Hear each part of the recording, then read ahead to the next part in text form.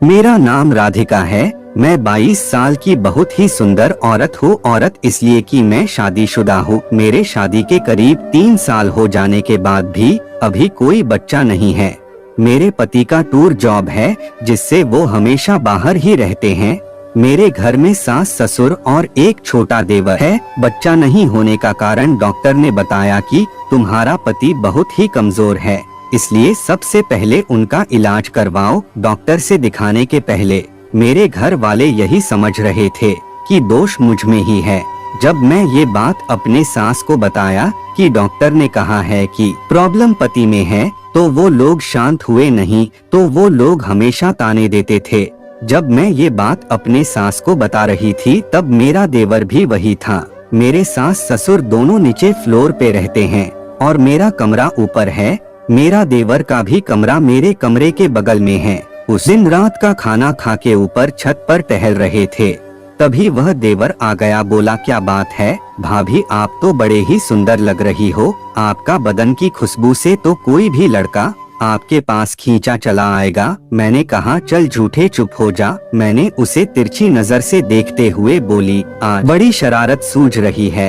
लगता ही नहीं आपका भाई तो मुझे देखता नहीं है, और एक है कि मेरी डिओड्रेंट की खुशबू से चले आते हो। देवर भी बड़ा कमीना है। वो बोला, तो मैं बन जाता हूँ आपका पति, आपको जो चाहिए वो मिलेगा। मैंने कहा, नहीं जी, मैं वैसी नहीं हूँ जैसा तुम समझ रहे हो। मैं सिर्फ अपने पति की ही हूँ। फिर हम दोनों वही बैठ के बात करने लगे। फिर मैंने देवर से पूछा कि देवर जी, आप बहुत मजे करते हो, हमेशा घूमने जाते हो, हिल स्टेशन पे, होटल में रहते हो, पैसा कहाँ से लाते हो? इतना सुनकर देवर मुस्कुराने लगा और बोला, मैं जिगोलो हूँ। मैं बड़े घर की औरतें को और उनके बेटियों को पैसे लेकर मजा करता हूँ। मैंने ये सुनकर अवाक रह गई। फिर मैंने कहा, अच्छा, कोई तो गली गली घूमते रहता है लड़कियों को पटाने के लिए, और एक तुम हो जो गपागप भी करते हो और पैसे भी लेते हो। वो बोला, हाँ जी, मैं गपागप के बदले पैसे लेता हूँ। रात के करीब 12 बज गए थे और हम दोनों अपने अपने कमरे में सोने के लिए चले गए। पर मुझे पता नहीं आज क्यों अपने देवर से लेने का मन कर रहा था, पर मैं ये बात कैसे कहती। यही सब सोचकर करबते बदल रहे थे। नींद नहीं आ रही थी। तभी मेरे मोबाइल पे कॉल आया। मैंने देखा इतनी रात को, नंबर देखा तो पता चला देवर का ही फोन था। मैंने मोबाइल उठाया तो देवर ने कहा, सॉरी भाभी, आपको इतनी रात को नींद से उठाया। मैं बोली, हाँ बोलो, कोई बात नहीं। तो देवर ने कहा, भाभी मन नहीं लग रहा है, क्या मैं आपके कमरे में आकर सो जाऊं? मैंने कहा, ठीक है, और वो मेरे कमरे में आ गया। बोला, भाभी आपसे एक बात कहनी है, आप मुझे बहुत ही अच्छी लगती हो। मैं तो बहुत सारी लड़कियों को और औरतों को किया हूँ, पर आपको देखकर मेरा बंदूक खड़ा हो जाता है। जब भी आपको देखता हूँ, आपका पीछे और गुब्बारे की उभार को देखकर रहा नहीं जाता है और मूठ मारना पड़ता है, तब आराम मिलता है। मैं यही सोच रहा था कि जब मैं मूठ मारकर सब बर्बाद कर देता हूँ, क्या फायदा? भाभी को तो इसी चीज की जरूरत है। मैं उनके जरूरत को पूरा कर देता हूँ। भाभी माँ भी बन जाएगी और घर में एक नन्हा मेहमान भी आ जाएगा।